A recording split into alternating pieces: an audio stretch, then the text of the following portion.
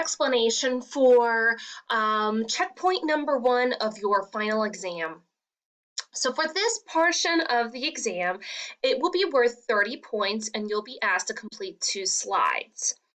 So you're going to be asked to complete slides 6 and 7 of your assignment. Now, for this slide, you're going to really analyze the main character. You're a third of the way through the book now, and you need to think about 2 personality traits that best describes your main character. And then you're going to click here if you need help with those strong adjectives, okay? So if you can't think of something, just click this little lovely link here, and guess what?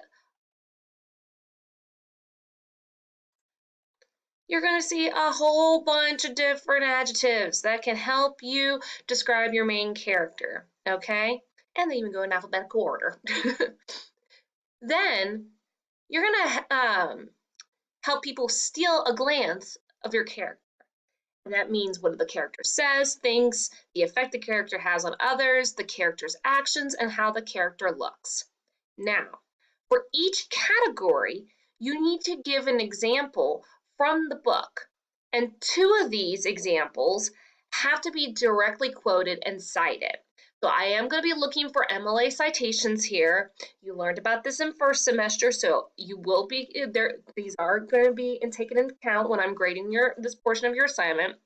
So 2 of these need to be directly quoted, and then the rest can just be an explanation. Now, if you're going for the A, which I hope that you are going to have to provide more than just a copy and pasted quote. You're going to have to explain yourself here, okay?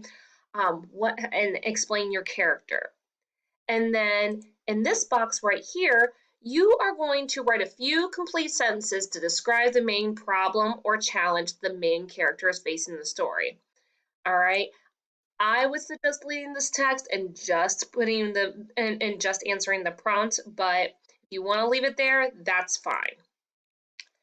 Then on this slide, you're going to be looking at the time, the place, the conditions, and everything else. Now, remember, this is a 30-point assignment, so I am going to be looking for details here. So you need to describe the time in which your story is taking place. Is it past, present, or future? A specific time of the year or point of history? When is this happening? Then you need to give details about the place in which your story is unfolding. This I should see some more details about, okay?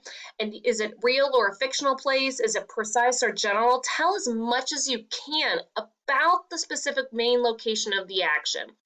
Of course, the stories have, it goes to different, buildings or whatever, but what is the main place in which the story is set? Finally, then you're going to explain significant conditions related to the setting. Is there a certain weather or events happening? Details that provide about specific surroundings. Something else that seems important. So think about the conditions of your book. What is happening with the setting? What is happening there? And then after you've done this analysis, I want you to discuss why this setting matters. The author put that there for a purpose. So discuss why the setting matters, and then discuss how the story will be different if the setting was altered. So think about it this way. If To Kill a Mockingbird was set in 2020 in Cincinnati, Ohio, that would be an incredibly different story than what it originally is set in. Okay, so think about that. If you have any questions, let me know. I'm more than happy to help you out, but I am really looking forward to reading your first analysis of your book. Thank you so much.